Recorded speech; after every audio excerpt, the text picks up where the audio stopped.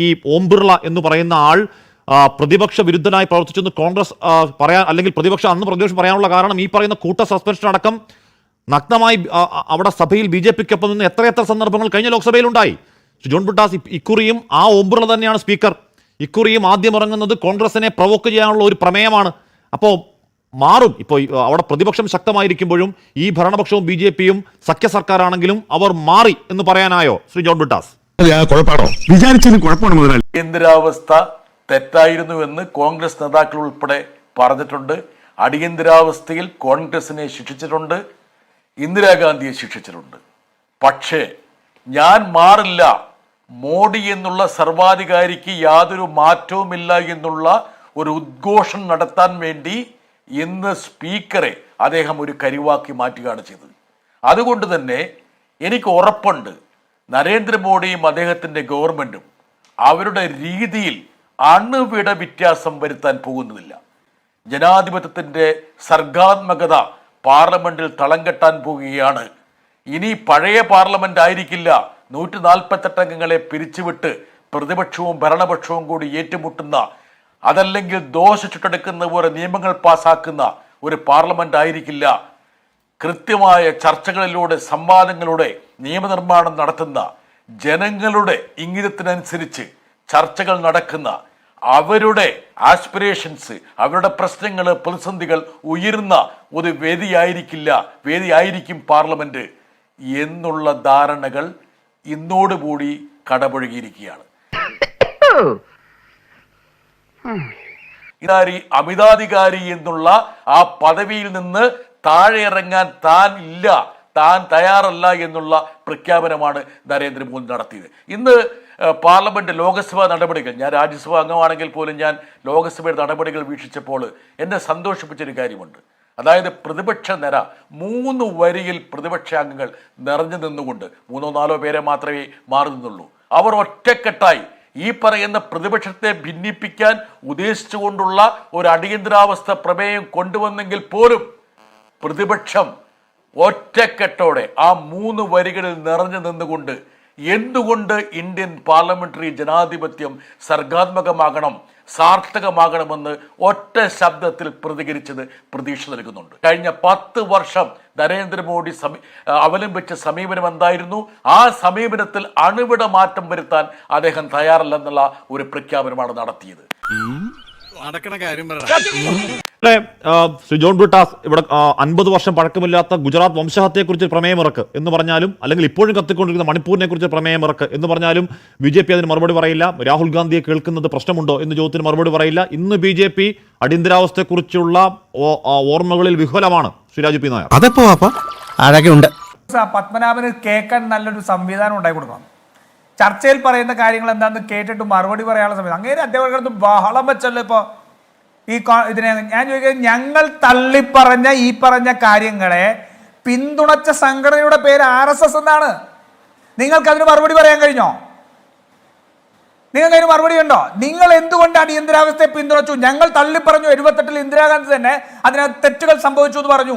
ഞങ്ങളുടെ പിന്നീടുള്ള നേതൃത്വം അതിനെ തള്ളിപ്പറഞ്ഞു. നന്നായിട്ടുണ്ട്.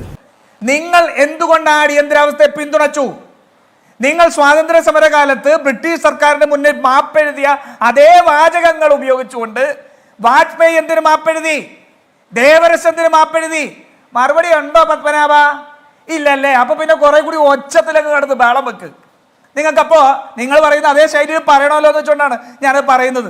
കാരണം നിങ്ങൾക്ക് മനസ്സിലാവുന്ന ആ ഭാഷയാണല്ലോ, അല്ലെങ്കിൽ ഞാൻ അങ്ങനെ പറയുന്ന ആളല്ല. എന്റെ ആത്മസംയമനത്തെ പരീക്ഷിക്കരുത്. സത്യം പറയുമ്പോൾ ഈ മെക്കിട്ട് കയറാൻ വന്നിട്ട് കാര്യമൊന്നുമില്ല.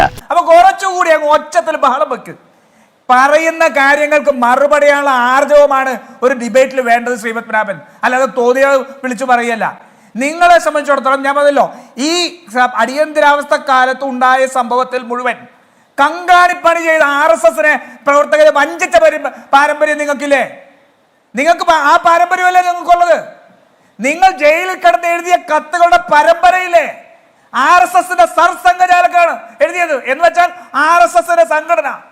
നിങ്ങൾ ഈ പറഞ്ഞ കിരാതം എന്ന് നിങ്ങൾ പറയുന്ന എല്ലാ കാര്യങ്ങളും ഞങ്ങൾ പിന്തുണയ്ക്കുന്നു എന്ന് കത്തെഴുതിയത് നിങ്ങളുടെ സംഘപരിവാറിന്റെ നേതാവാ.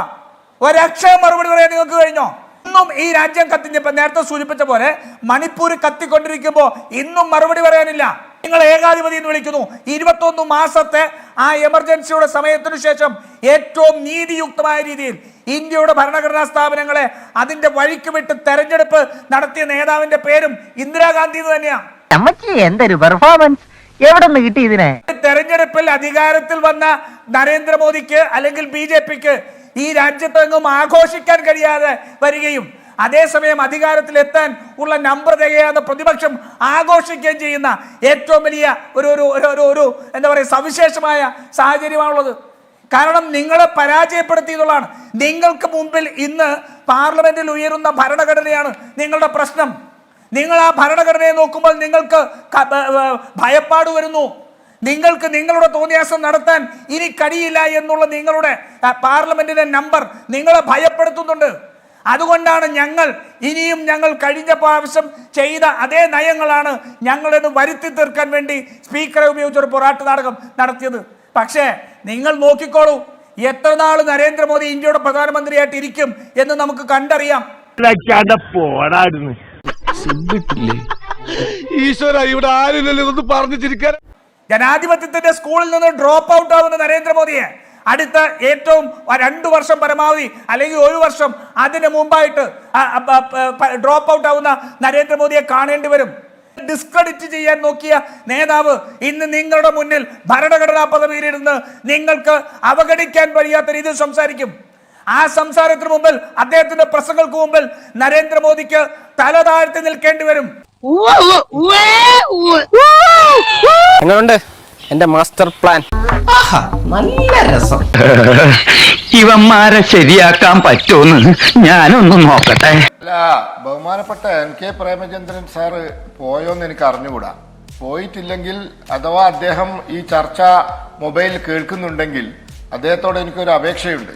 താങ്കൾ രാജു P നായർക്ക് 39ാം ഭരണഘടനാ ഭേദഗതിയെ പറ്റിയും 42ാം ഭരണഘടനാ ഭേദഗതിയെ പറ്റിയും ഒന്ന് പഠിപ്പിച്ചു കൊടുക്കണം. 974 കേശവാനന്ദ ഭാരതി കേസുണ്ടായി. 12 അംഗ സുപ്രീം കോടതിയുടെ ഭരണഘടനാ ബെഞ്ച് ഭൂരിപക്ഷ അഭിപ്രായത്തിൽ പറഞ്ഞു ഭരണഘടനയുടെ അടിസ്ഥാന തത്വങ്ങൾ മാറ്റാൻ പാർലമെന്റിന് അധികാരമില്ല എന്ന്. ആ വിധിയെ ലംഘിക്കാൻ ഈ സ്വതന്ത്ര ഭാരത ചരിത്രത്തിൽ സുപ്രീം കോടതി പാസാക്കിയ ഏറ്റവും മഹത്തായ വിധി, കേശവാനന്ദ ഭാരതി കേസിലെ വിധി, അതിലെ തത്വങ്ങളെ മറികടക്കാനാണ് 42ാം ഭരണഘടനാ ഭേദഗതി കൊണ്ടുവന്നത്. ഒന്ന് പഠിപ്പിച്ചു കൊടുക്കണം പ്രേമേന്ദ്ര സാർ, രാജു P നായർക്ക്. അങ്ങോട്ട് ഇതൊന്നും അറിയില്ല എന്നാ തോന്നുന്നത്. ഇവന്റെ തല പാമ്പ് കടിച്ചോടാ ചിന്നക്കട ജംഗ്ഷനിൽ വെച്ച് ഒരു 7-7:30 ആയി കാണും. 39ാം ഭരണഘടനാ ഭേദഗതി എന്താ? 39ാം ഭരണഘടനാ ഭേദഗതി ഒരാൾ പ്രസിഡന്റായോ വൈസ് പ്രസിഡന്റായോ പ്രധാനമന്ത്രിയായോ തെരഞ്ഞെടുക്കപ്പെട്ടാൽ പിന്നെ അദ്ദേഹത്തിന്റെ തെരഞ്ഞെടുപ്പ് ചോദ്യം ചെയ്യാൻ പാടില്ല. ഈ ഭരണഘടനാ ഭേദഗതി പാസാക്കുക മാത്രമല്ല, അത് മുൻകാല പ്രാബല്യത്തിലൂടെ നടപ്പിലാക്കാനും പാസാക്കിയെടുത്തു. നിങ്ങൾ ആലോചിച്ച് നോക്കണം, സാഹചര്യം എന്താ? സർക്കാർ ഉദ്യോഗസ്ഥനെ തെരഞ്ഞെടുപ്പ് ഏജന്റാക്കി. റായ്ബറേലിയിൽ 971 ശ്രീമതി ഇന്ദിരാഗാന്ധിയുടെ ഇലക്ഷൻ ഏജന്റ് ഒരു ഗവൺമെന്റ് ഓഫീസറായിരുന്നു. സർക്കാർ വാഹനങ്ങൾ പ്രചരണത്തിന് ഉപയോഗിച്ചു. It was found that Indira Gandhi used corrupt practices to win election. Indira Gandhi അഴിമതി നടത്തിയിട്ടാണ് റായ്ബറേലിയിൽ 71 ജയിച്ചത് എന്ന് രാജനാരായണൻ അലഹബാദ് ഹൈക്കോടതി മുമ്പാകെ തെളിയിച്ചപ്പോൾ ഇന്ദിരാഗാന്ധിയുടെ തെരഞ്ഞെടുപ്പ് അലഹബാദ് ഹൈക്കോടതി റദ്ദാക്കിയപ്പോൾ സുപ്രീം കോടതിയിൽ പോയപ്പോൾ വിചാരിച്ച പോലുള്ള ഒരു സ്റ്റേ ജസ്റ്റിസ് VR കൃഷ്ണയ്യരുടെ ഭാഗത്ത് കിട്ടാത്തപ്പോഴാണ് അടിയന്തരാവസ്ഥ പ്രഖ്യാപിച്ചിട്ട് 1.5 ദിവസം കൊണ്ടൊരു ഭരണഘടനാ ഭേദഗതി 39ാം ഭരണഘടനാ ഭേദഗതി പാസാക്കി. പ്രധാനമന്ത്രിയായി തെരഞ്ഞെടുക്കപ്പെട്ട് കഴിഞ്ഞാൽ പിന്നെ തെരഞ്ഞെടുപ്പ് ചോദ്യം ചെയ്യാൻ പാടില്ല എന്നുള്ളത് മുൻകാല പ്രാബല്യത്തിലൂടെ പാസാക്കി. ഇന്ത്യ രാജ്യത്തെ ബഹുഭൂരിപക്ഷം അസംബ്ലികളിലും കോൺഗ്രസിന് ഭൂരിപക്ഷമുള്ളത് കൊണ്ട് അതും പാസാക്കിയെടുത്തവരാണ് ഇവർ. അതിന് കൂടാതെ 42ാം ഭരണഘടനാ ഭേദഗതി പാർലമെന്റ് പാസാക്കുന്ന നിയമങ്ങൾ ഭരണഘടന അനുസൃതമാണോ അല്ലയോ എന്ന് പരിശോധിക്കാൻ കോടതിക്ക് അധികാരമില്ല. എന്ത് 73 കേശവാനന്ദ ഭാരതി കേസിലെ ഭരണഘടനയുടെ ബേസിക് സ്ട്രക്ചർ, അടിസ്ഥാന സങ്കല്പം ഇളക്കാൻ പാർലമെന്റിന് അധികാരമില്ല എന്ന 12 അംഗ ബെഞ്ചിന്റെ വിധി അട്ടിമറിക്കാൻ 42ാം ഭരണഘടനാ ഭേദഗതി കൊണ്ടുവന്ന് പാർലമെന്റ് എന്തു പാസാക്കിയാലും കോടതി ചോദ്യം ചെയ്യരുത്. ഒരാൾ തെരഞ്ഞെടുക്കപ്പെട്ടാൽ MLA ആയോ MP ആയോ തെരഞ്ഞെടുക്കപ്പെട്ടാൽ പ്രസിഡന്റിന് വേണമെങ്കിൽ ഇലക്ഷൻ കമ്മീഷനുമായി ചർച്ച ചെയ്ത് അയാളെ ഡിസ്ക്വാളിഫൈ ചെയ്യാം. അതുപോലെ തന്നെ ഈ രാജ്യത്തെ പൗരന്റെ ഭരണഘടന നൽകുന്ന അടിസ്ഥാന സ്വാതന്ത്ര്യങ്ങൾ, മൗലിക അവകാശങ്ങൾ, അവ നടപ്പിലാക്കാൻ കോടതികൾക്ക് അധികാരമില്ല. ഇതൊക്കെ പാസാക്കിയവര് ഞങ്ങളെ പറ്റി പറയുന്നു ഭരണഘടന ഭേദഗതി ചെയ്യാൻ പോവാന്ന്. ഒരു തമാശയുണ്ട്. ഞങ്ങൾ പാസാക്കിയ ഏറ്റവും വലിയ ഭരണഘടനാ ഭേദഗതി ഏതറിയോ? 10% സംവരണം മുന്നോക്ക ജാതിയിൽ സാമ്പത്തികമായി പിന്നാക്കം നിൽക്കുന്നവർക്ക് നൽകാൻ വേണ്ടി ഞങ്ങൾ പാസാക്കിയ ഏറ്റവും വലിയ ഭരണഘടനാ ഭേദഗതി അതാണ്. അത് കേരള നിയമസഭ പിണറായി സർക്കാർ ശരിവെച്ചതാണ്. കേരള നിയമസഭ ശരിവെച്ചതാണ്. പിണറായി സർക്കാർ ശരിവെച്ചതാണ്.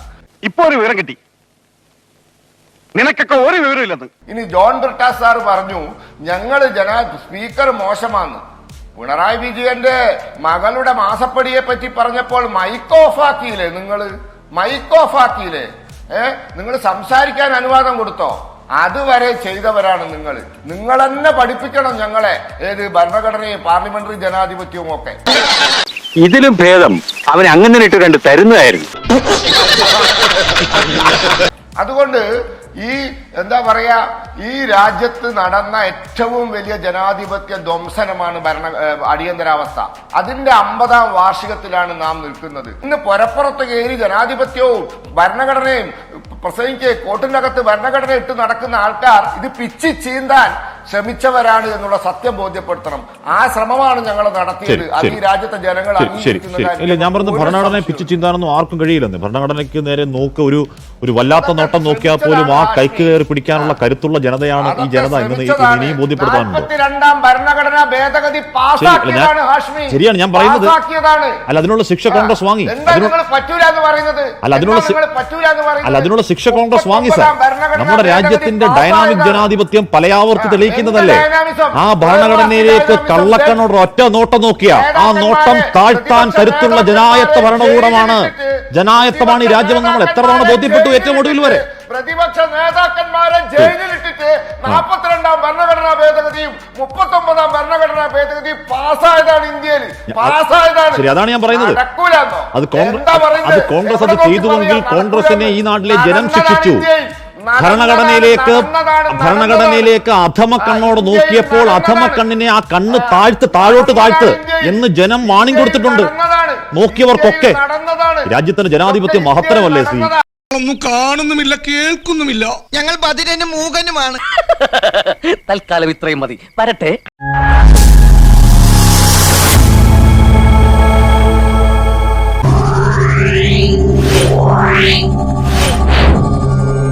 Yeah.